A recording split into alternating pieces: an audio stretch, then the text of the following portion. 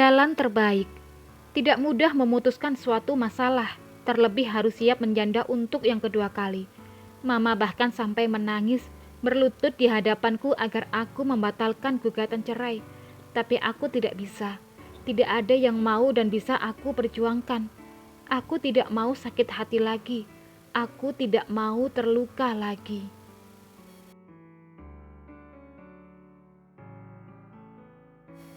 Jangan tanya bagaimana reaksi kasih. Wanita itu bahkan tanpa susah payah kini bisa bebas mengambil Mas Gala kembali. Ketika kabar perceraian kami meluap, dia dengan entengnya memelukku dan bilang jika aku memang lebih baik mundur. Karena tempatku bukan di sini, di hati Mas Gala. Tapi ku balas dia dengan santai tanpa beban amarah. Jika aku melepaskan Mas Gala, bukan berarti aku kalah. Justru akulah pemenangnya karena bisa keluar dari kerajaan cinta mantan suaminya dan calon mantan suamiku. Lain kasih, lain lagi dengan Baya. Bocah itu menemuiku di kamar saat aku tengah membereskan barang-barangku. Awalnya aku pikir dia akan dengan senang hati mengetahui aku akan pergi dari rumah ini. Tapi rupanya aku keliru. Bocah ini memang sungguh ajaib kelakuannya. Tante mau pergi.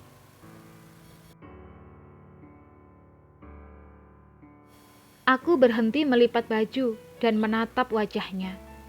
Baya bilang tante harus pergi. Bocah itu hanya mengangguk, lalu berjalan mendekat. Aku berjengit ketika dia memegang tanganku. Terima kasih tante, berkat tante papa mamaku kembali. Tapi tante enggak harus pergi saat ini juga. Nanti Asya bisa sedih.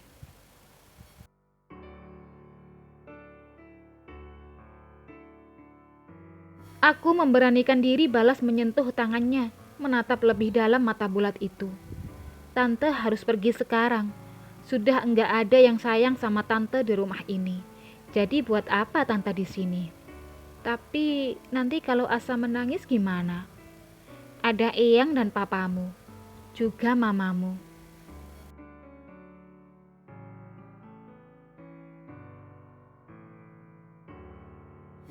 Tapi katanya tante sayang Asya. Aku menghela napas sedikit keras, bingung dengan sikap Baya.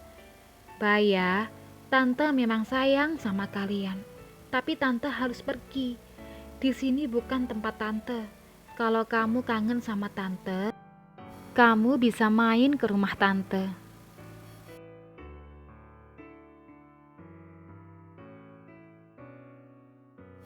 Mata kecil itu berbinar, senyum terukir di wajah yang biasanya terlihat datar. Benarkah? Aku mengangguk dan menunggu bocah itu pergi, tapi rupanya masih ada yang dia ingin katakan. Kenapa? Aku bertanya sekali lagi.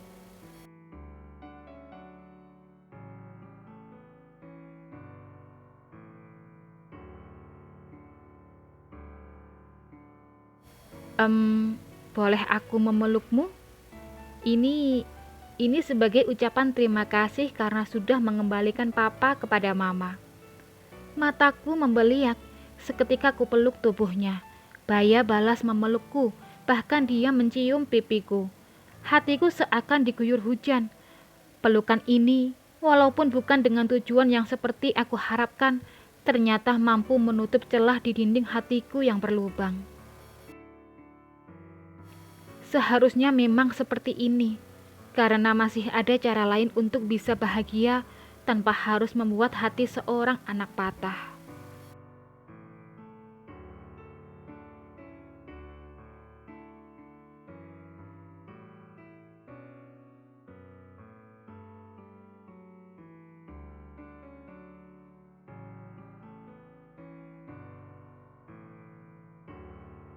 Apa masih ada yang perlu ku bantu? Sepertinya tidak ada. Terima kasih ya. Segelas teh telah kuhidangkan di atas meja, tepat ketika Ardi telah selesai membersihkan diri. Dia keluar dari kamar dan langsung duduk di meja makan. Aku menyodorkan sepiring nasi goreng. Tahu dia pasti lapar karena baru saja membersihkan plafon kamar yang terdapat bangkai tikus. Aku memang memintanya untuk membuang bangkai itu, karena selain dia yang tahu tentang bangunan rumah ini, Kebetulan dia sedang berkunjung ke sini. Bentar ya, Di. Aku ke tempat anak-anak dulu.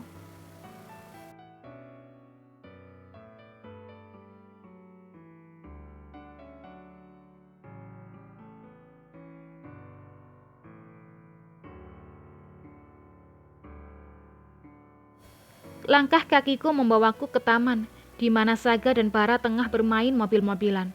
Begitu melihatku, Saga langsung berlari dan memelukku. Segera kuciumi pipi gembulnya. Aroma eukaliptus radiata menguar dari tubuhnya. Aku tersenyum karena Saila mengoleskan essential oil pemberianku pada anak-anaknya. Sudah selesai, Mbak.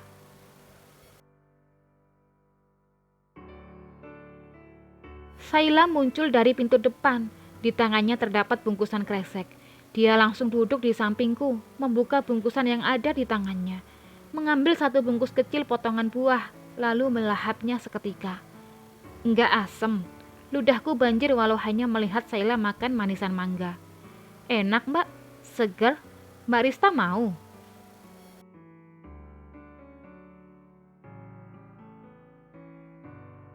Aku menggeleng cepat karena aku takut mahku kambuh. Mbak, kamu bahagia? Tubuhku tersentak. Angin apa yang membuat dia berubah sendu? Aku selalu mencoba bahagia. Ada apa? Apa ada masalah? Kamu bisa cerita padaku.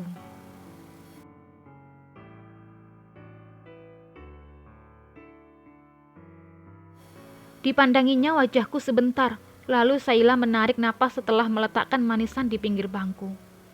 Sejak Mbak Rista pergi, Mas Ardi seperti kehilangan hidupnya. Dia memang masih bersikap selayaknya Mas Ardi yang kukenal, tapi aku tahu hatinya kosong. Sejauh apapun aku berusaha untuk menjadi dirimu, tak pernah sekalipun dia membalas cintaku. Tubuhnya memang kumiliki, tapi tidak dengan hatinya.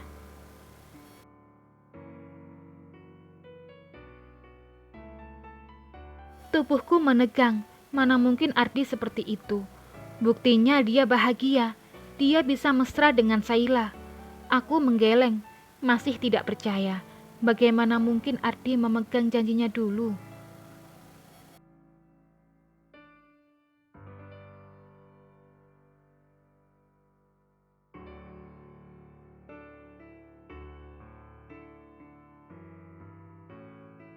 Aku tahu ini sulit dipercaya, tapi beginilah kami yang sebenarnya.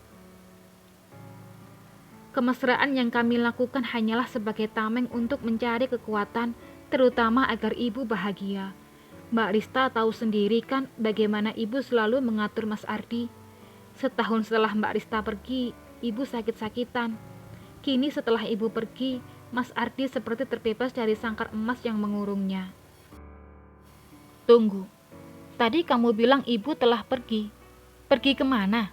Ku pegang kedua bahu Saila, menunggu jawaban dari bibirnya. Ibu sudah meninggal 2 tahun yang lalu, Mbak.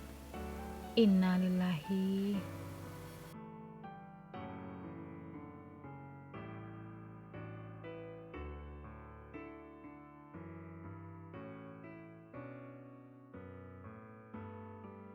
Ibu, satu tetes air mataku jatuh.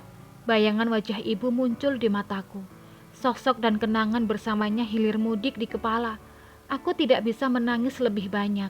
Bukan cuma air mata yang kian menipis, tetapi kesedihanku hanya sebatas itu. Mbak Rista bisa kembali lagi sama Mas Ardi.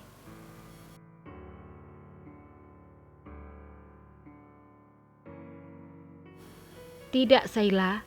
Aku sudah pernah sakitnya diduakan. Aku tidak akan mau menjadi yang kedua. Kalau begitu, biar aku yang mundur. Aku tidak akan sejahat itu, Saila. Percayalah padaku. Mbak Rista memaafkanku.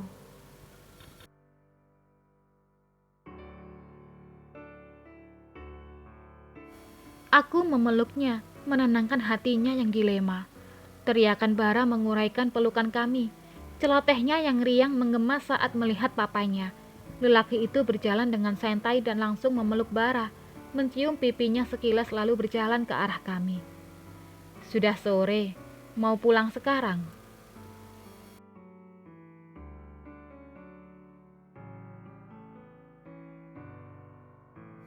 Pertanyaan itu memang untuk Saila, tapi entah mengapa tatapan matanya seperti tertuju padaku. Aku membuang wajah, menggoda Saga sepertinya lebih aman. Aman untuk semuanya tentu saja. Tapi aku masih pengen di sini, Mas.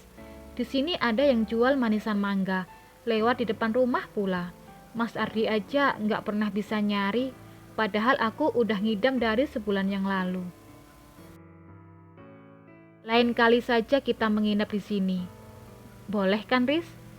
Aku hanya mengangguk, tidak mungkin juga melarang. Karena sejak ketukan palu perceraianku 6 bulan yang lalu, hanya merekalah yang sering berkunjung ke rumahku. Awalnya memang hanya Ardi, tapi aku melarangnya karena tidak mau menjadi buah bibir para tetangga. Akhirnya dia membawa Saila beserta anak-anaknya. Tentu saja awalnya kukira Saila hanya ingin memata-mataiku dan Ardi, walau memang tidak ada yang terjadi di antara kami. Tapi makin kesini, Saila justru semakin menjauh saat aku dan Ardi kedapatan tengah berdua. Aku tidak berani menebak, jadi kuputuskan saja untuk menerima mereka sebagai keluarga baruku. Kalau begitu, aku siapkan perlengkapan mandi anak-anak dulu. Mbak, nitip anak-anak ya. Saila beranjak menuju rumah. Sepertinya dia akan ke kamar tamu, kamar yang khusus kusediakan untuk mereka jika datang membawa si kembar. Suasana canggung tak dapat kuhindari. Aku menurunkan Saga dari pangkuan saat Ardi justru duduk di tempat bekas Saila. Dia pun lantas menurunkan bara, membiarkan si kembar kembali bermain. Apa dia menghubungimu? Belum. Bangku bergoyang. Ardi menyandarkan tubuhnya.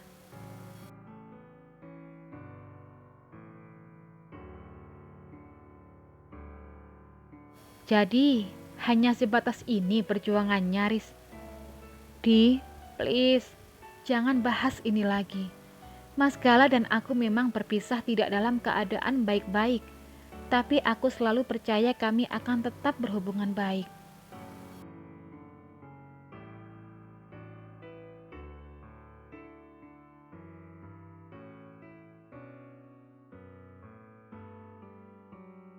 Buktinya dia tidak menghubungimu sampai detik ini. Jika memang dia serius dengan ucapannya, harusnya dia menemuimu, bukan menghilang begitu saja. Aku heran, kenapa kamu bisa jatuh cinta padanya? Bukankah dia hanya pelarianmu saja? Ardi menatapku lekat, membuat tubuhku terasa tidak nyaman. Aku menggeser tubuhku, menjauh beberapa senti darinya. Karena Mas Gala datang dan berani melamarku di saat aku tidak bisa lagi menjadi harapan para lelaki. Memangnya siapa yang mau punya istri mandul? Tapi akhirnya dia menyerah juga kan? Ya, dan itu semua karena kamu, Di.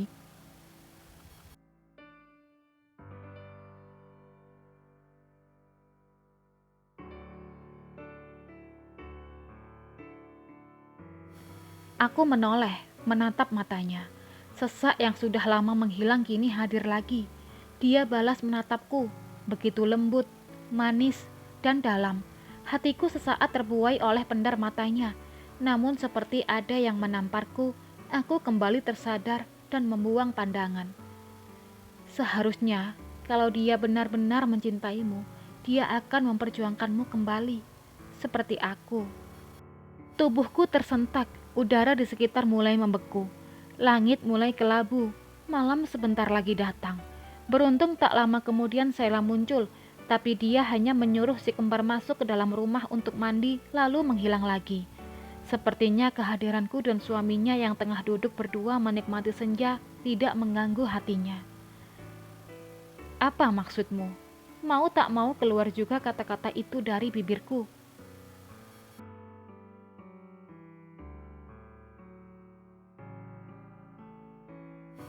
Jika detik ini juga aku melamarmu, apa jawabanmu?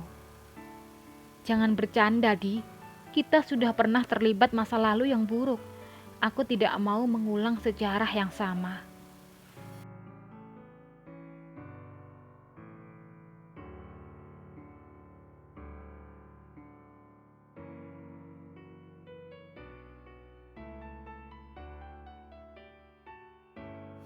Ardi masih menatapku. Dapat kurasakan tangannya menggenggam jemariku. Aku berusaha melepaskannya, namun dia menahannya. Terpaksa aku membiarkan kelakuan dia. Namun tak urung mataku melirik pintu rumah. Tidak enak jika Saila memergoki kami. Aku serius, Riris. Ayo kita rujuk. Kedua alisku meninggi. Ku telusuri wajahnya yang belakangan mulai bersih dari bulu-bulu.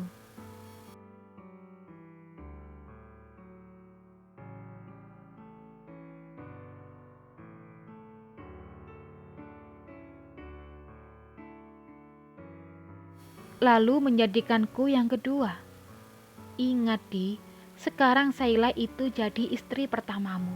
Aku sudah pernah berada di posisi itu. Rasanya sangat sakit jika diduakan dan aku tidak mau menyakiti siapapun, termasuk Saila. Terlebih, sekarang dia sedang mengandung anak ketiga kalian.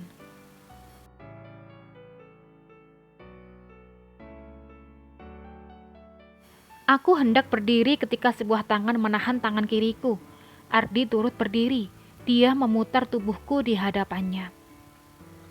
Kamu ingat, Riz, saat aku hendak menikahi Saila, aku dulu pernah berjanji akan selalu mencintaimu. Meski tubuh ini miliknya, tapi hatiku akan tetap milikmu. Aku memegang janjiku, Riz, tapi kamu justru mengingkari janji kita agar tetap bertahan di sisiku.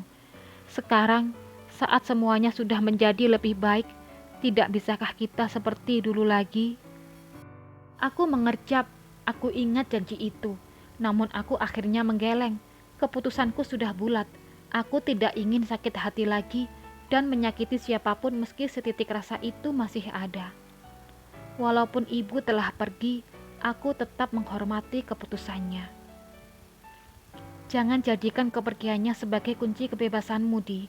Aku tahu kamu lelaki baik yang pernah Tuhan kirim padaku, dan selamanya akan tetap menjadi baik. Lelaki baik tidak akan menyakiti wanita, Di, dan aku akan percaya padamu. Aku melangkah memasuki rumah.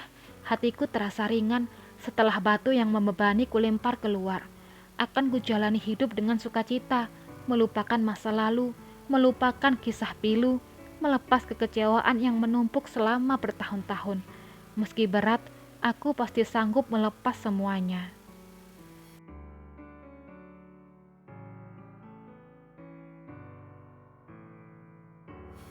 Seharusnya aku tidak benar-benar mencintaimu, Di, agar aku bisa bebas dari bayang-bayang masa lalu saat aku sudah bersama orang lain. Tapi rupanya rasa ini terlalu dalam. Maaf, aku berbohong. Biarkan aku mencintaimu sebagai kenangan. Selesai. Terima kasih sudah mengikuti kisah cinta Rista, Ardi, Gala, dan Saila. Ada yang mau ekstra part? Komen sebanyak-banyaknya ya. Terima kasih.